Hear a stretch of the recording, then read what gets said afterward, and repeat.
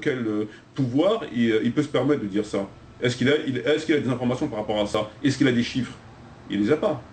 Donc déjà, c'est quelque chose qui est complètement qui est infondé, qui est irrecevable, déjà pour commencer. Deuxièmement, c'est qu'apparemment, il semble se soucier des peines corporelles, des injustices au niveau de la peine corporelle. Mais des peines corporelles, et pourquoi il ne se soucie pas de ce qui se passe aux États-Unis, où il y a je ne sais pas, si tu regardes les chiffres, en Chine, en 2005, il y a eu 10 000 personnes qui ont été condamnées à mort. En 2006, 8 000. En 2007, entre 5 000 et 6 000. En 2008, 5 000. Aux États-Unis, en 2010, il y en a eu 40. En 2009, 52, etc. C'est des chiffres qui ne sont pas comparables par rapport aux pays dits musulmans. Ça n'a rien à voir. Aux États-Unis, tu en as des milliers. En Chine, tu en as des milliers. Aux États-Unis, tu en as des centaines qui sont condamnés à mort. Et beaucoup d'entre eux, surtout aux États-Unis, il a été prouvé qu'ils ont été innocents. Beaucoup de gens étant innocentés. Dernièrement, il y a une personne de 39 ans qui a été condamnée à mort et on l'a piqué avec un produit qui d'habitude était utilisé pour euthanasier les animaux. C'est du pentobarbital. Donc on l'a piqué avec ce produit qui est habituellement utilisé pour tuer les animaux, pour euthanasier les animaux. Donc, apparemment, ça ne l'émeut pas plus que ça. Ça ne cause pas de problème tout ça. Qu'il y ait des innocents qui sont condamnés aux États-Unis et beaucoup plus en Chine, etc., ça ne cause pas de problème. Pourquoi? Parce que c'est des non-musulmans. Mais une personne qui est victime d'une injustice, c'est une injustice. Qu'elle soit musulmane ou non musulmane, tu es victime d'une injustice. Est-ce qu'il dit que ces gens-là sont condamnés parce que c'est des pauvres, parce qu'ils n'ont pas été défendus, etc. Il ne le dit pas, ça. Ça ne le dérange pas. Pourquoi il ne se soucie pas du problème de faire un moratoire sur les massacres en Palestine, en Afghanistan, en Tchétchénie, etc. Ça ne lui cause pas de problème, tout ça. Donc lui, ce qui lui cause un problème, c'est 2, 3, 4 ou 5 personnes qui sont condamnées. En Iran, ils ont condamné en 4 ans, si les chiffres sont beaux, ils ont condamné 4 personnes en 4 ans. C'est pas comparable avec 10 000 personnes en Chine. Donc déjà, le fait qu'ils se permettent de venir critiquer une justice d'un pays, alors qu'il n'a même pas les chiffres pour savoir qui est victime, qui a été défendu correctement, qui ne l'a pas été, déjà, c'est à quel titre? Il est procureur international, il travaille, je veux dire, à quel titre? Il a des chiffres à donner? Dans un premier temps. Déjà, il parle sans connaissance des dossiers. Dans un premier temps. Dans un deuxième temps, si tu t'es émeu d'une lapidation une fois par an ou une fois tous les 10 ans de telle ou telle peine corporelle, ben, dans ces cas-là, il faut être un peu plus cohérent dans ta démarche et montrer du doigt les États-Unis, et montrer du doigt la Chine, et lancer un moratoire, non pas que sur les peines corporelles dans les pays arabes, etc., mais sur tous ces pays-là.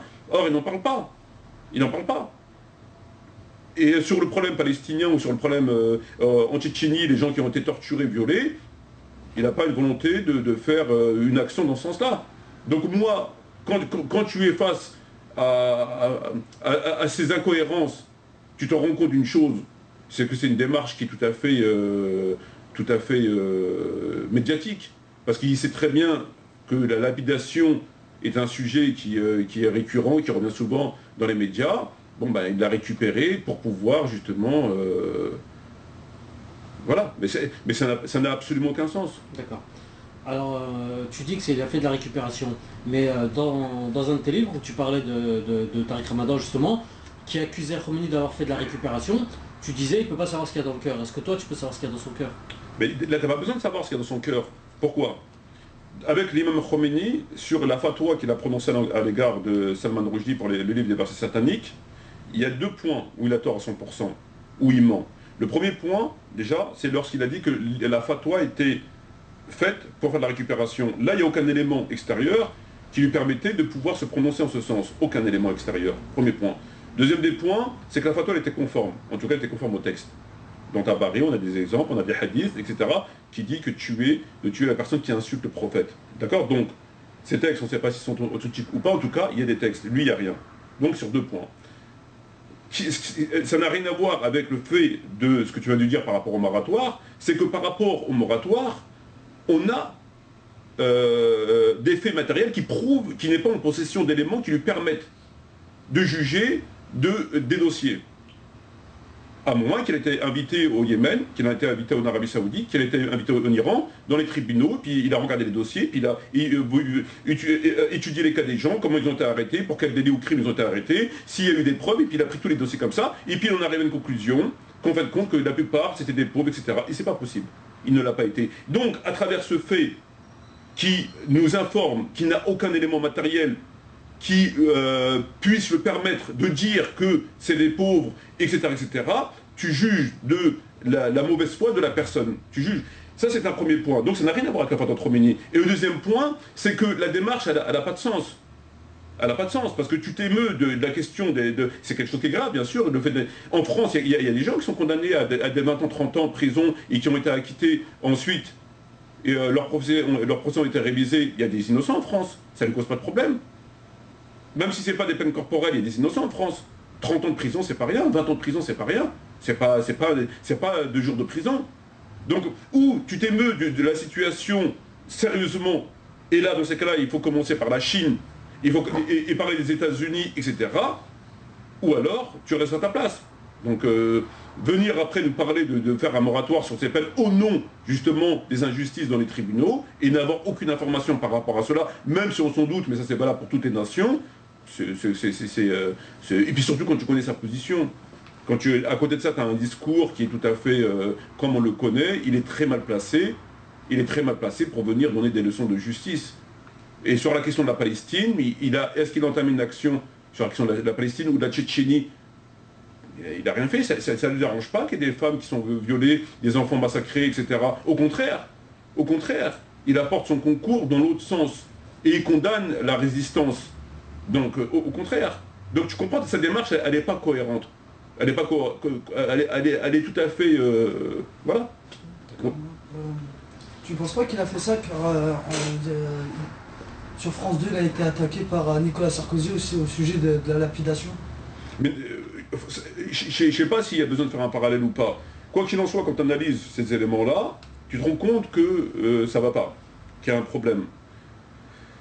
Et en définitive, il ne reste qu'une possibilité, c'est que c'est un sujet, comme j'ai dit tout à l'heure, qui fait polémique, donc qui est récurrent, donc il sait très très bien, en lançant ce sujet, forcément, parler du moratoire, c'est aussi parler un peu de Tariq Ramadan qui a lancé un appel, parler de la lapidation, c'est aussi parler de Tariq Ramadan qui a lancé, etc. Voilà, c'est ça. Mais sinon, à côté de ça, c'est complètement... Voilà. En 2 minutes, rapidement, tu as dit qu'il ne s'émouvait pas, je ne sais pas exactement si on dit comme ça, de la situation ailleurs, mais c'est sa communauté, donc c'est normal qu'il s'occupe que des musulmans. Ben non, pas forcément. Pourquoi ce serait normal qu'il s'occupe que des musulmans? Parce qu'on parle le fond du sujet, c'est quoi? C'est de dire qu'il y a des innocents qui sont tués, etc. Donc en priorité, oui, mais sur un second plan, un innocent, c'est un innocent. En islam, on ne fait pas la distinction entre un musulman innocent, ou tu es coupable ou tu es innocent. Donc, dans l'absolu, non. Et même si tu reviens à ça, et même si tu t'écartes ce point en disant c'est des musulmans, ça n'enlève en rien au fait qu'il est en possession de rien du tout, et que, etc., etc. Ce que je veux dire, ça n'enlève strictement rien au sujet. C'est exactement la même chose. Et je veux dire, il est extrêmement mal placé pour parler d'injustice. Et quand tu es musulman, tu as un minimum de sincérité, tu as une démarche un peu plus cohérente, et tu commences par le début.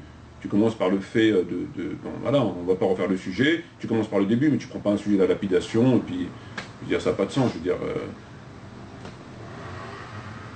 Ok, ben, je t'en remercie, frère. Il nous reste 1 minute.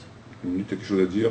Bon, ça va. Tu m'as dit quelque chose avant la vidéo en off, tu m'as dit quelque chose, je dis, ouais, justement, tu devrais en profiter pour le dire, tu te rappelles pas, c'est pas bon? Je me rappelle pas. Je me rappelle pas de moi l'idée, mais je me rappelle plus les termes. Ouais, t'avais dit quelle... ouais, en fait, moi, j'ai... Bon bah écoute, je te remercie, en espérant que ça éclairera nos frères et sœurs. Merci à toi, merci professeur. Shukran jazilan wa salam alaikum wa rahmatullahi wa barakatuh, et à la prochaine, Inch'Allah.